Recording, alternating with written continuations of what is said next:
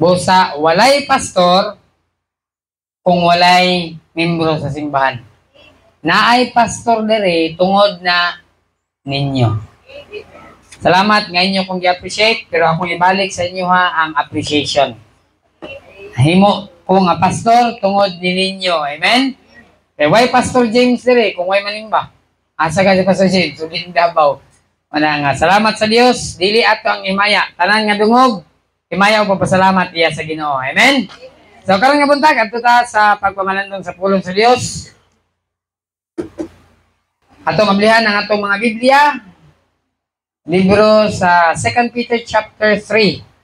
2 Peter chapter 3, ikaduhang Pedro kapitulo 3, versikulo 1 hangtod 10. 1 to 10. 2 Peter chapter 3 verses 1 to 10. Alright, dunganan to sa magbasa. 2 Peter chapter 3 verse 1 to 10. Ako magbasa sa verse 1, kamo verse 2, nya verse 10 atong dunganan. The Bible says, 2 Peter chapter 3, 1 to 10, this second epistle, beloved, I now write unto you, in both which I stir up your pure minds by way of remembrance. Verse 2, kamo basa. That ye may be mindful of the words which were spoken before of the holy prophets, that have remembered the apostles, the Lord of the knowing this first, that there shall come in the last days scoffers, walking after their own lust. Saying,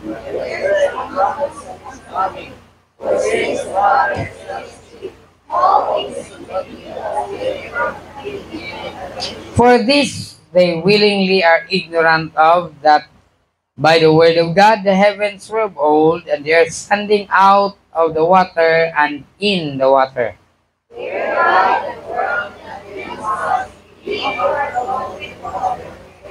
But the heavens and the earth, which are now by the same word, are kept in store, reserved unto fire against the day of judgment and perdition of ungodly men.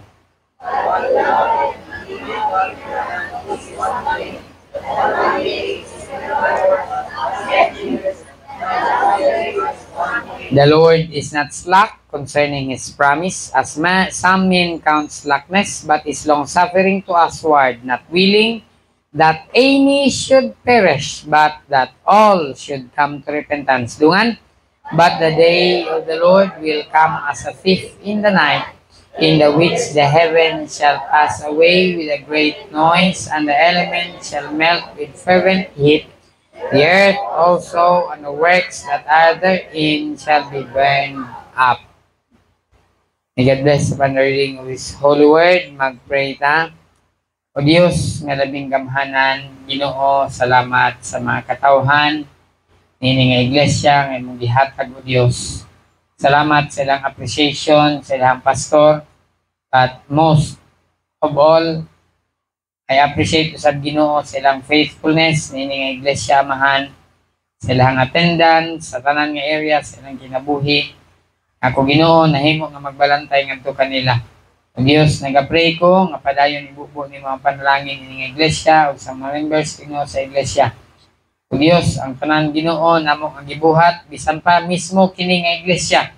Everything is meaningless without you. You're the meaning of life. You're the meaning of service.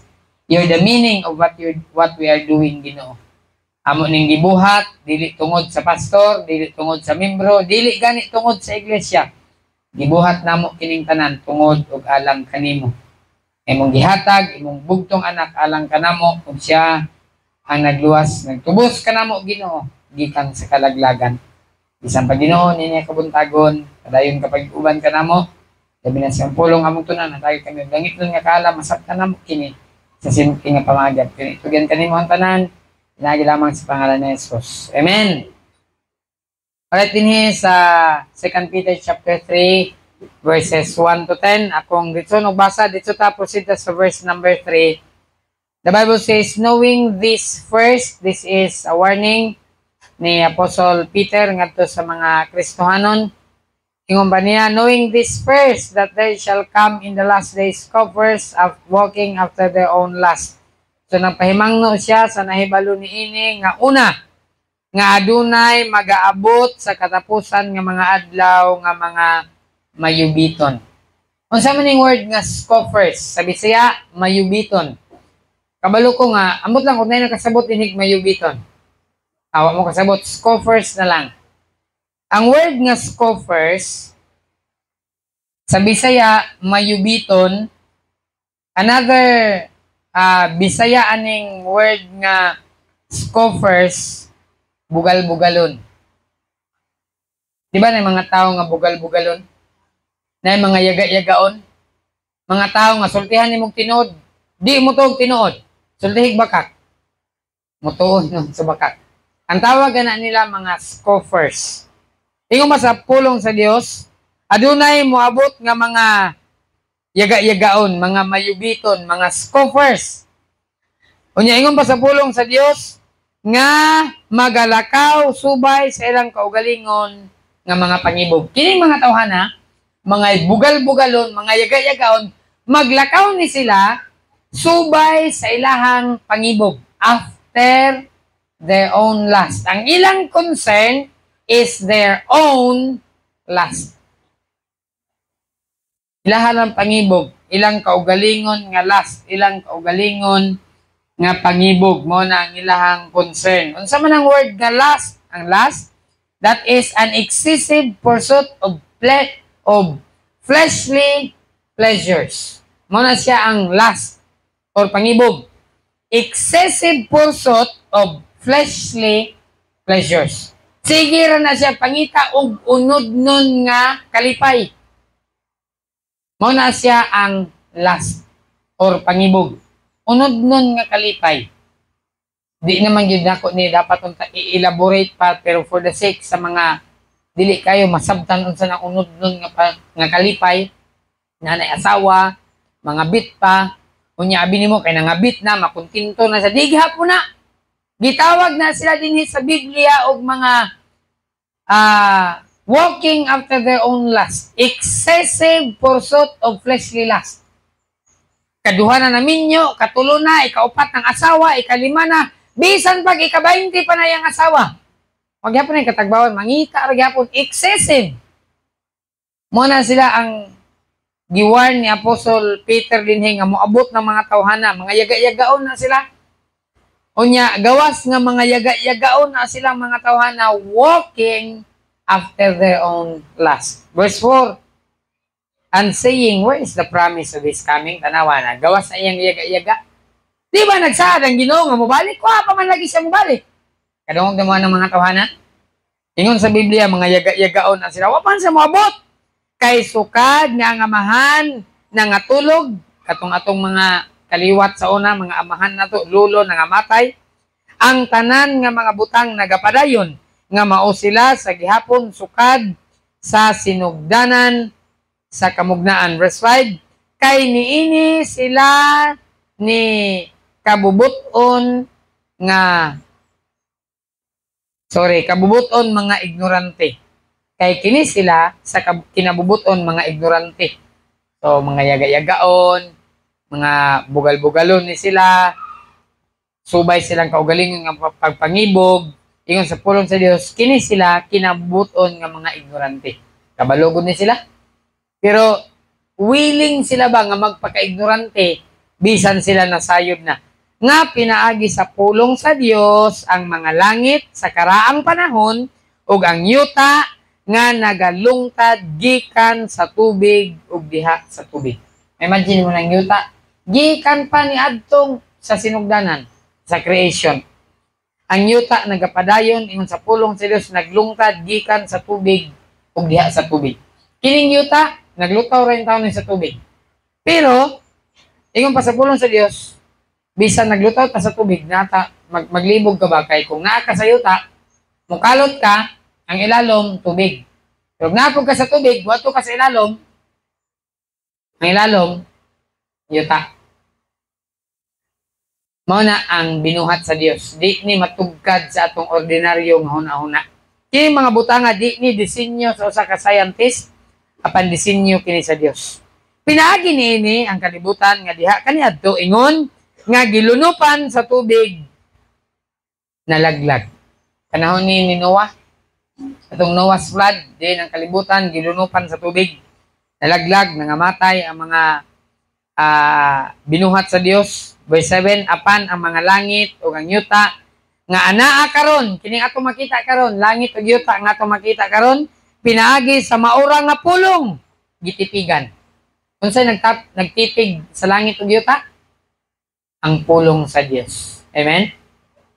Gitipigan kini sa pulong sa Dios, gitagana kining langit ug yuta. Gitagana ngadto sa kalayo alang sa adlaw sa paghukom. Gitagana dining langit ug yuta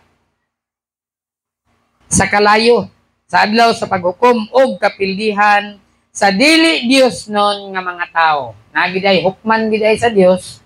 Kinsa ang iyang hukman? Dili Dios non nga mga tao. Ipakita ni sa Dios sa tao nga di mo to og Dios. Iyaha dining hukman ang langit ug yuta, iyahang pagasunugon. Apan mga hinigugma, ayaw kamo pagpaka-ignorante ni ining mga butang. Usa ka mga butang nga ang usa ka adlaw sa Dios sama sa usa ka libo ka tuig, ug ang usa ka libo ka tuig sama sa usa ka adlaw. Alang sa tao, dugay na kayo ng usa ka tuig. Samot na gyud ang usa ka libo ka tuig. Di ba? Pwede na dugaya. Pero kung sa Biblia, alang sa Dios, ang usa ka libo ka tuig sama ra sa usa ka adlaw. Para nato dugayang sa panahon oy. Pero para sa Dios, ang usa ka libo ka tuig mura ra og usa ka adlaw. Verse 9. Ang Ginoo dili langay-langayan. Say maguna dugaya pod sa Ginoo. Oy, wa man nya gitubag atong pagampo. Ingon sa Biblia, ang Ginoo dili langay-langayan, mahitungod sa iyang saad, labi na sa iyang pagbalik sama sa giisip sa pipila katawo. Nga pagkalangay-langayan, mga tao, kita langay-langayan kita. Diba? Pero ang Dios dili siya langay-langayan. Usay gani malik pag tayo nagsimba, langay-langayan mong gudta. Ingon sa Biblia, sama sa tao nga langay-langayan, apan mainantuson ngari kanato. Ingon sa Biblia, ang Dios mainantuson kanato, dili buot nga adunay malaglag. Ang Dios di siya gusto nga adunay malaglag, adunay maadto sa impierno, apan nga ang tanan makadangat ngadto sa paghinulsol. Gusto dai sa Dios nga ang tanang tao magunsa maghinulsol. Unsa ingon sa Biblia sa Acts 3:19, repent ye therefore busa paghinulsol kamo ug balik kamo sa Dios aron inyong sala pagapapason ug ang panahon sa kayahay moabot kaninyo gikan sa presensya sa Dios. Ang Dios dili siya gusto nga dunay malaglag. Gusto sa Dios nga kitang tanan makakabot sa paghinulsol. Nakaroon nga buntag ang tema sa mensahe, the last days. Makita nato din sa verse number 3. Knowing this first, that there shall come in the last days. Sa katapusang mga adlaw, adunay mga yaga-yagaon. Adunay mga bugal-bugalon. Adunay mga tao nga nagalakaw subay sa ilang kaugalingon nga mga pangibog. Di na mo to og Dios, sultihan nimo, ala ka na imong gibuhat, silutan ka sa Dios, ikaw pa yaga-yagaan. Walay Dios, way mo silot nako, ako ning buhat, way magbuhat sa kuha. Unom pa akong asawa, ako ning mong pito. Diba ni mga tao yung anak? Murag ilan lang himog yaga-yaga ba? Ang ilang sala nga gibuhat. Ilan na lang himuon og yaga-yaga. Pero wa sila kabalo nga silutan na sila sa Dios sa katapusan ng mga adlaw. So nini nga kabuntagon ang title sa mensahe, The Last Days. Ang katapusan ng mga adlaw. Kristohanon, I want you to know that we are living in a world. We live in the last days. Nanata sa katapusan ng mga adlaw. Ug nakita na nato ni ang katapusan ng mga adlaw. Nakita na nato ang mga scoffers. Nakita na nato ning walking after their own lust. Naan na ni siya. Nganong naaman ni siya? Tungod kay naan na ta sa last days. Pastor, unsa may gibasihan aning last days o katapusang mga adlaw? Katapusang mga adlaw, nga mobalik na si Jesus. Gani pag-abot sa verse 9, the Lord is not slack concerning His promise, as some men count slackness, but is long-suffering to usward, not willing that any should perish, but that all should come to repentance. Napay nangutana din sa verse number 1 sa itong verse, where is the promise of His coming? Verse 4, kaning mga scoffers, kaning mga tao nga naglakaw sa ilang kaugalingon nga panibog, ingon pa nila verse 4 and saying, where is the promise of His coming? Asa naman ang saad? Kasi Jesus mo balik. Gisgutan na din sa pulong sa Dios. Nagyoy mga tao nga moingon ni ini. Karon saan ni moingon sila ni? Sa katapusan nga mga adlaw. So mo na ang title sa mensahe, The Last Days. And 3 things atong makita sa last days. Number 1, the temper of the last days. Unsa nang word nga temper? Ang word nga temper, the state of feeling, kahimtang sa pagbati. Nakita ba ninyo ang pagbati sa mga tao karon? Nakita ba ninyo ang kahintang sa pagbati sa mga tao? Pipila na lang katao ang mutuog Dios. Adto kag eskwelahan, bisan mga bata, di na gani mutuog Ginoo. Gawas lang sa mga bata nga maginikanan gatuog Ginoo. Adto ka elementary, adto kag high school, rampant na kayo sa ilang katilingban, sa ilang eskwelahan ang doktrina sa atheist. Di na sila mutuog Dios. So the temper of the last days, ang kinaiya sa katapusan ng mga adlaw. Character, temper, or attitude. Nakita ba nimo ang attitude sa atong panahon karon? I-compare nimo ang panahon nga to karon, kinaiya, temper, attitude, character sa mga bata karon, o character sa mga bata sa una. Sa inyong kamo pa'y bata, o panahon karon nga kamo na ay bata, muingon na sa amo pa mong panahon, isunod mong sako. O testingi karon, isunod mong sako. Di ba? Ikaw pa'y mapriso. Di ba, makita ninyo ang last days, katapusan mga adlaw. Unsa na ang attitude sa tao? Di ba dako na kayong kausaban? Sa una, disiplinahon ta, bunalan ta, kulatahon ta, mo respeto ta ginikanan. Karon makusian lang ni may mga anak, mulayas na. Nakita ninyo ang temper? Ang attitude? Sa una, imong sipaw ng imong anak, imong sumbago ng imong anak. Sorry kayo ma, pasaylo ako ma. Karon, ikaw na kulatahon sa imong anak. That is the attitude, the temper of the last days. Ug mao ni ang gisulti sa pulong sa Dios. Nga sa katapusang mga adlaw, ang temper, ang batasan, ang kinaiya, ang feeling, ang kahintang sa pagbati o pamatasan sa katawhan sa katapusan mga adlaw. Tanawa ang kahintang sa pagbati sa verse number 3. Makita nato din na una, scoffers. Kung sa ganitong scoffers, mga yaga-yagaon.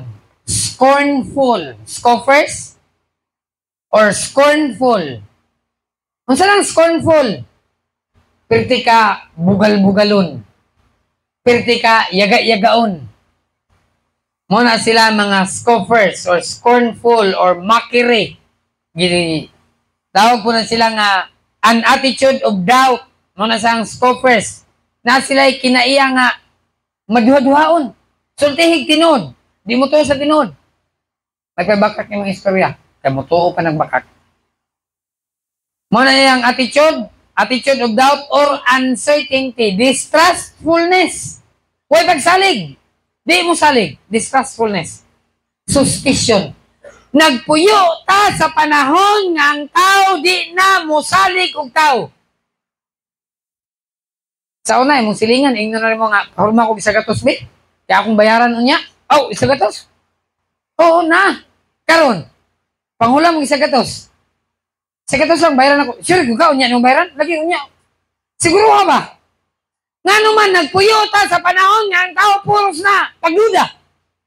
Kaya bisan ang katuuhan karon, dudahan na. na anata sa last days. Amen? Ang attitude, suspicious kayo ang mga tao. Ang attitude sa mga tao karon puros na distrustful. Wa na'y masaligan.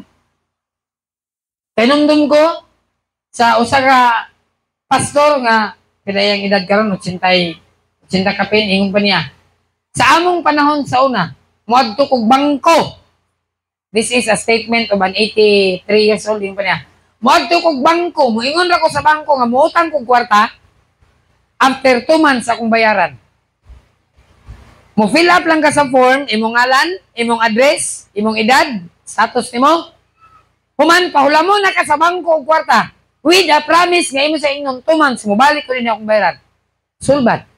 After 2 months, balik ka imong bayaran. Pero karon nato bangko. Kwaon pa tanan nimong detalye. Si ayon pa ka. Pagka humag si ay, na si ay, kumplito na tanan. Humag si ay. Di, pag yung kakaulang mo kwarta. Kabalo kang ano? Suspicion. Suspicious kayo yun. Wa na gyud pagsalig. Nagpuyo ta niini nga panahon karon. Amen? Nga bisan ang anak di na mosalig og ginikanan, ang ginikanan di na makasalig sa iyang anak, mao na ni ang panahon nga atong gipuy-an. Amen? Og dili na ni nato ikalimot. Kristohanon dapat masayod ta ni. This is a time of skepticism. So, the temper of the last days, time of skepticism. Unsa nang word nga skepticism?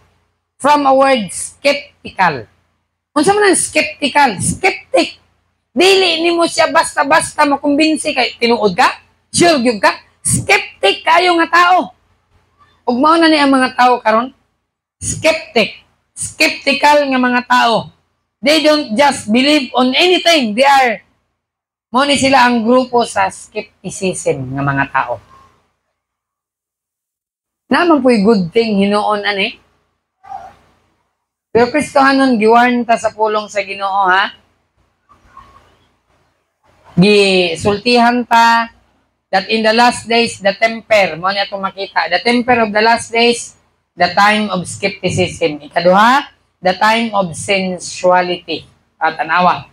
Grabe na ka-sensual. Unsa man ang word nga sensual? Unod nun. Grabe na kaunod nun.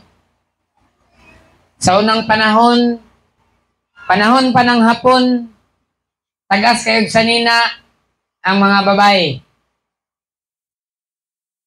Kung ang babae sa una magsuot og spaghetti, panahon pa ng hapon, dili pwede. Kaya ang tawag sa imo whore. Ang tawag sa imo bigaon. Pero karon kung makaspaghetti, normal. Kabantay mo na? O ba ninyo nakita? Nagpuyo ta sa panahon sa skepticism. Ikaduha, nagpuyo ta sa panahon sa sensuality. It's all about flesh. It's all about sensuality. Gihimo na nilag normal. Sa una, ang TV, dili gani mo broadcast o pamalikas. Karon ang tanan na lang makita nimo sa TV, murag hubo-hubo na lang tanan. Pati mga host, tanaw ko nilang mga bistik about sensuality. Mo nang panahon nga atong gipuy-an karon. Sensuality. O ang Kristohanon, gakadamay na pud ani ang Kristohanon, tanaw nila, normal na pud ang Kristohanon. Hasta ang mga anak, ilan na pong ginapasot og mga pasiksi-siksi. Dili ta parehas nila. Amen? Dili tayo sa pulong sa Ginoo, be not conform to this world. Ayaw mong sundog-sundog, pasiguyon, aning kalibutana, kay kaning nga kalibutan, sensuality. Unod nun ni, yawanon pagyod ni. Mabitaw na karon, daghan na kayo makita na to halos, kaso sa mga batanon, rape. Kay, siyempre ang biste, makadani man sad, kita nga dik-adik. Uy, hubag kayo. Ano magpahubag-hubag man sad? Di, nagyaga dik-adik, gi-rape. Magsulog na lang dayog sa nina nga tarong pagkatabon. Kay para way matintal. Sensuality. Mo na panahon karon grabe. Unod nun na kayo. Sensual na kayo gyud. Adto kag eskwelahan, Mura na kag nasa clubhouse, clubhouse, barhouse. Limot na ko, eskwelahan nila akong gisudlan. Sa man eh. Bang, estudyante din mga sanina, ani. Pero sa gate, nakapost dito. Bawal spaghetti, bawal. Hindi, bawal. Pagsunod na mga eskwelahan. Lahi man akong nasudlan. Lahi man to dito sa gate nakapost. Una, Kristohanon, gusto na ko nga ma-remind mo ba na nagpuyo na ta sa time of sensuality. Pero it doesn't have to be like that. Amen? Di na kinahanglan nga Kristohanon ta, magpaunod-nun po ta, musabay po ta sa uso. Di na kinahanglan ingon ana. And then pag-abot sa verse number 5, the Bible says that sa verse number 5 sa itong text, for this they willingly are ignorant of. O, tanawa? Sila nagpaka-ignorante. Dili sila ignorante. But, ingon sa Biblia, they willingly are ignorant. Ilang gitugyan, ilang kaugalingon nga magpaka-ignorante. Kabalugod sila sa tinuod. Kabalugod sila nga ang kawatan mapriso, pero mangawat ragapon. Muna siya gingon sa Biblia, willingly ignorant of. Nagpaka-ignorante ba? As if wa kabalo. Kabalugod. So din makita na to, time of stubbornness. The temper of the last days, time of skepticism, time of sensuality, and time of stubbornness. Unsa man ang word nga stubbornness? From the word stubborn. Unsa man ang stubborn? Gahi kayo ulo. Rebildi kayo. Di maminaw istoryahan. Sa unang panahon, ang ihap 1 to 3 ra. Karon ang ihap ay 1 to 100. Kulang pa. Sa una, 1. At pag ingog 1, dagan-dagan ng bata. Karon mo ihap kag 1. Abot na kag 10. 11. Mapagaw na lang ka. Stubborn na gid kayo. Gahi na gid kayo. Grabe na, kagahi gid. Og nakita na nato sa atong mga anak. Amen? Maka-witness sa anak. Nga naman, gisulti na sa pulong sa Dios in the last days, time of stubbornness. Labi na inyong anak na gadget, agoy! Na cellphone, agoy! Kalabad na sa ulo. Pertigin ang labara sa ulo. Pag makagunit og cellphone inyong anak, gahi na ginakayo ulo. Imo nang sugoon, ikaw na lang gimutuman sa mong sugo. Very stubborn. Ug mao ni siya ang temper of the last days. Time of stubbornness. Nakita na nato ron. Gahit na kayo. Di na niyo basta-basta masugo ang mga bata.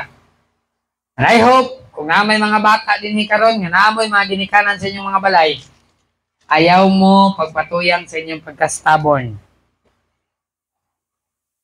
Knowing nga matubang rabatan sa hukmanan sa Dios. Amen? Matubang ka sa hukmanan sa Dios. So, muna siya ang temper of the last days. Number 2, ikaduha, the last days, the threat of the last days. Ito ang word nga threat. Ang hulga. Na threat of the last days. Ang hulga sa katapusang mga adlaw. Unsa may hulga? Verse 7. But the heavens and the earth which are now, kanang inyong nakita karon, langit ug yuta, by the same word are kept in store sa susamang pulong, pulong sa Dios, iyak nang gitipigan. Ang nagtipig na di ay sa langit ug yuta, ang pulong sa Dios. Reserved unto fire against the day of judgment and perdition of ungodly men.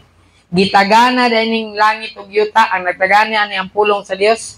Pero kabalo mo asa ni gitagana ang langit ug yuta unto fire against the day of judgment.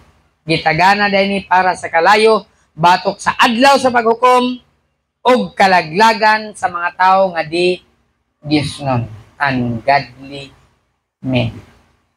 So dinhi makita nato the threat of the last days. Naay hulga. Unsay hulga? Ang langit ug ang yuta unsaon ni sa Dios? Sunugon. Dili ako nagsulti ani.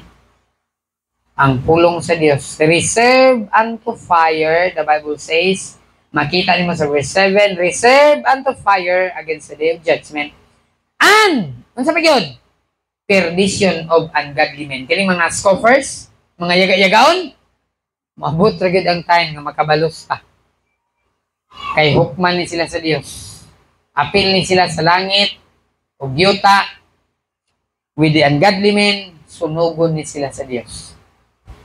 Mga taong rebelde, mga taong di mo tuog Dios. Apil ni sila dinhi, involved ni sila sa verse 7, kalaglagan sa mga dili Dios nun nga tao. So, mo ni siya ang threat, mo ni siya ang hulga. O di lang ni basta kay hulga, tungod kay mahitabo gyud ni. Amen? Kay nasulat ni sa pulong sa Dios. So, dinhi makita na to, unstoppable judgment. Grabe, Kristohanon. Naday unstoppable judgment. Di ni mapugnan nga paghukom. Bisa mahukom man eh. Ang Dios. Look at Matthew 24:29. Di ni mapugnan nga paghukom. Ang Dios ang mahukom man eh. Matthew 24:29. Akong basahon, the Bible says in Matthew chapter 24 verse 29, immediately after the tribulation of those days shall the sun be darkened, and the moon shall not give her light, and the stars shall fall from heaven, and the powers of the heavens shall be shaken. Look at verse number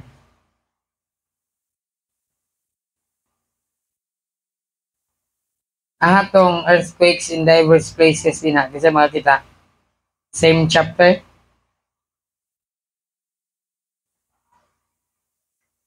Ara, verse 7. 24:7. For nation shall rise against nation. Nasod, batok nasod. Israel, batok Gaza.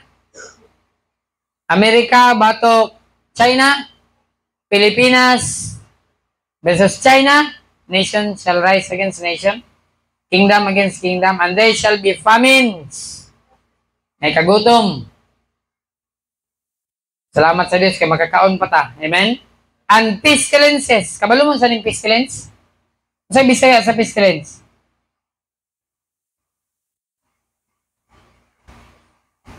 Pagdagsang sa mga sakit. Kabalo mo unsang pestilence nga atong na-experience? COVID. Grabe ito nga pestilence. Peste. Nya lens pa gyud. Ay, daghang mga tao nga waong tay sakit namatay during sa COVID. Daghang mga tiguang nga healthy pag humag-inject sa vaccine, patay yun. 2 days after, healthy, way sakit. Required man nga injectan ang senior. At 2 days na, humag-inject. Pagka humag-inject, uli sa balay, labad ang ulo, hilantan. Pagkasunod adlaw, patay. Healthy, way sakit. Grabing pestilence. And earthquakes. Oh, tanawa na ni. Ano sa pagidaw? Earthquakes in diverse places. Linog sa nagkalaing-laing mga dapit. Mga gini. Grabing linog. Bisa asa. Kusog ang linog Cebu. Tubag na po sa Davao. Tuwa na po sa Manila. Napay sa Japan. Napay sa China. Maningan sa pulong sino? Earthquakes. Linog sa nagkalaing-laing ng mga dapit. Sa itong verse ng gibasa 29, and immediately. Diha dayon. After the tribulation. Unsa ni tribulation? Nabay mga Kristohanon nga wa kabaluan ni.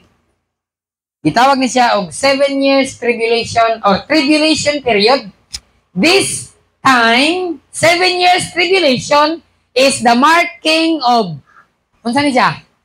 666.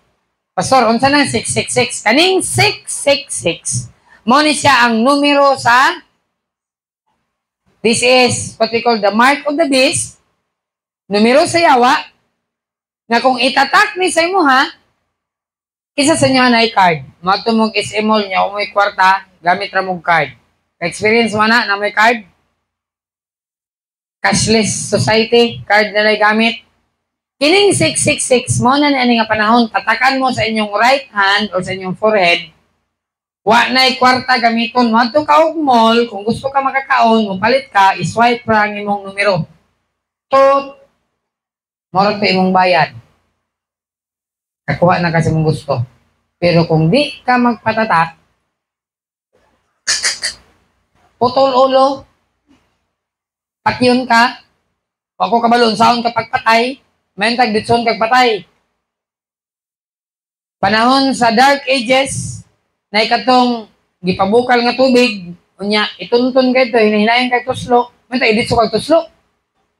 Naluto na imong tail, unya imong lawas, wala, masing singgit ito.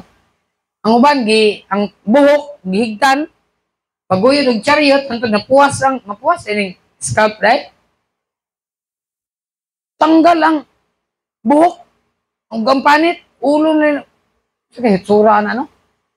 Kung mubalik ni pag-usab during sa 7 years tribulation, sa 666.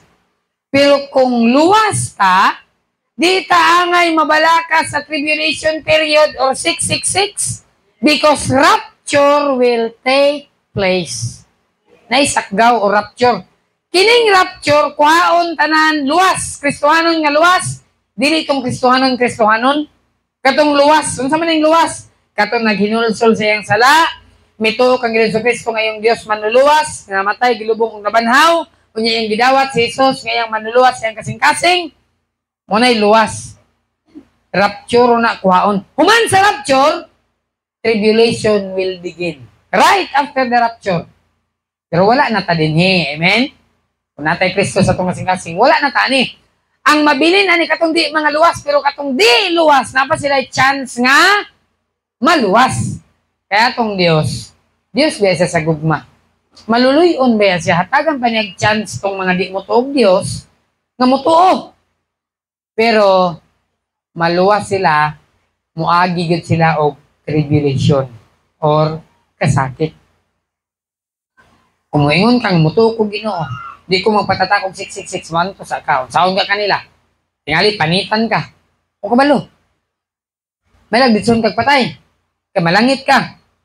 Muna na sa gisgutan din, muna yung verse. Kanini din nga chapter, makita mo itong verse nga gaingon. He that endureth to the end shall be saved. Gamiton rabanit sa mga Pentecostal churches, sa mga born again, nga ang maluwas na katurang maluhutay. Uy, kining gisgutan rin, ang maluhutay maluwas during ni sa tribulation. Dili ni sa atong panahon, luwas sa grasya takaron. Amen? Ang mulahutay maluwas during ni sa tribulation mo, nakita Kristo nung dapat kabalo lagi ta sa Biblia. Ang mulahutay maluwas during ni sa tribulation, katong di magpatatak, ang maluwas. Ang putlag ulo, tuslo, prituhon sa ka. Deny Christ! Di ko mo deny, akong manluluwas si Kristo. Antong mamatay ka, luwas ka, makatukag langit. Pero nangagi pa ka sa tribulation. Ay, sa yun. Sa atong panahon karon, amen? Salvation is simple. Pero yun sa yun na. Anong kinahanglan pa makamatog tribulation? So, din sa day of tribulation, those days, yung pa sa Biblia, after the tribulation, 7 years man yung tribulation, pagkahuman na those days, the sun shall be darkened. Human sa 7 years nga paglutos, ang adlaw, maun sa daw, mangit-ngit. The moon shall not give her light. Ang bulan di na musiga. And the stars shall fall from heaven. Ang mga bituon, mahugikan sa langit. And the powers of heaven shall be shaken. Ang gawom sa langit matayog. Mauna ni ang time, kung ang bulan mahulog din sa kalibutan, what do you think? Ang adlaw o bituon mahulog sa kalibutan, ang sa may tabo sa kalibutan? Masunog. Mauna ni ang paghukom sa Diyos. Kristohanon, kini nga judgment, this is unstoppable judgment.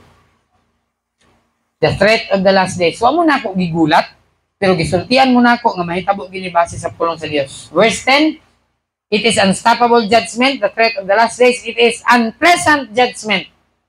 The earth and the works that are therein shall, monsa daw, shall be burned up. Ang kalibutan, o ang buhat, trabaho, nga nanay ng kalibutan na pagkasunugan.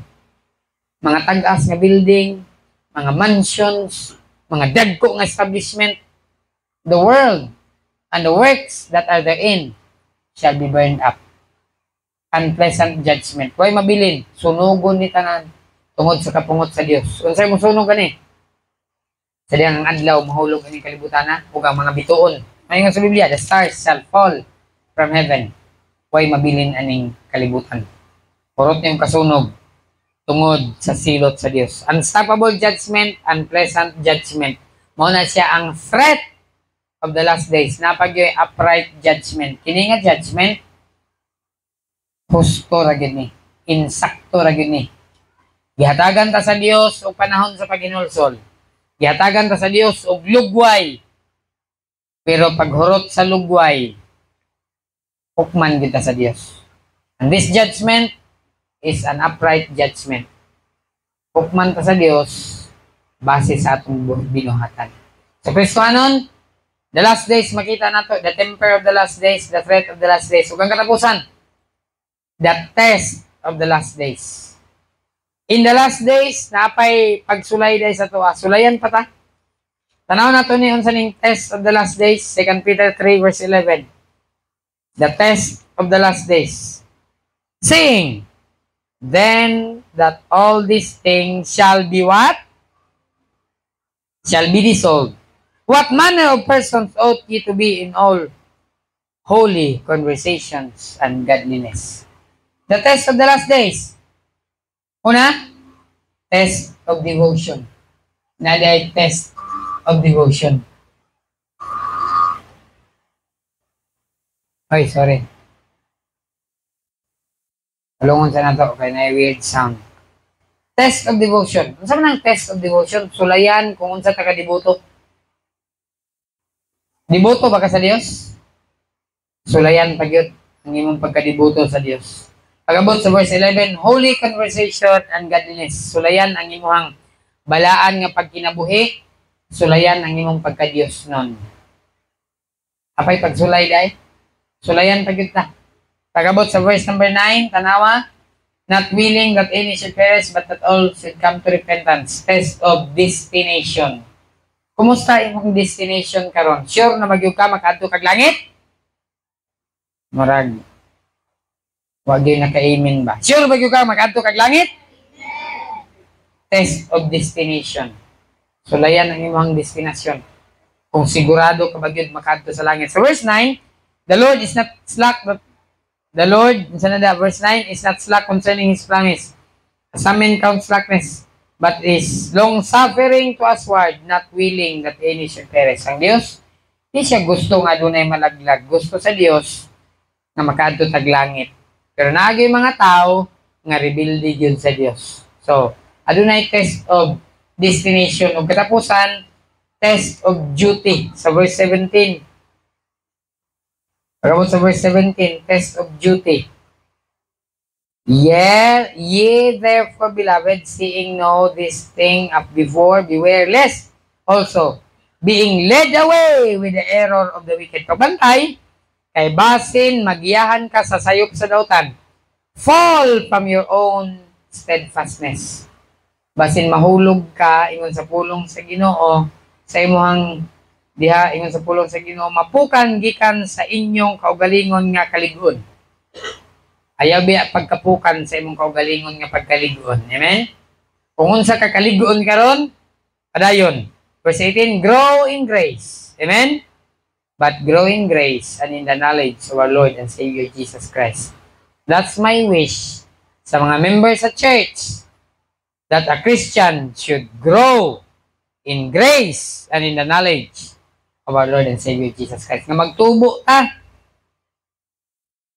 diha sa grasya o sa kahibalo ni Ginoong Hesus Kristo nga atong manluluwas.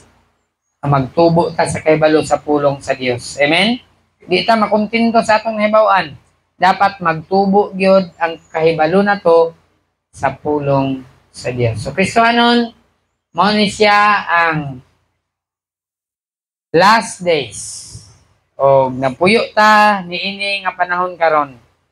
The temper of the last days, the threat of the last days, and the test of the last days. Ada mga test or pagsulay sa katapusan nga adlaw. Test of devotion, test of destination, and test of duty. Ingon sa Ecclesiastes 12:13, fear God and keep His commandments, for this is the whole duty of man. Our whole duty is to fear God and keep His commandments. May God bless His holy word. Let's all stand. Mag-awit ta og one song, samtang katindog ta. Atong awiton ang awit gauluhan, Christ returneth. Madugay pa ba, Ginoo?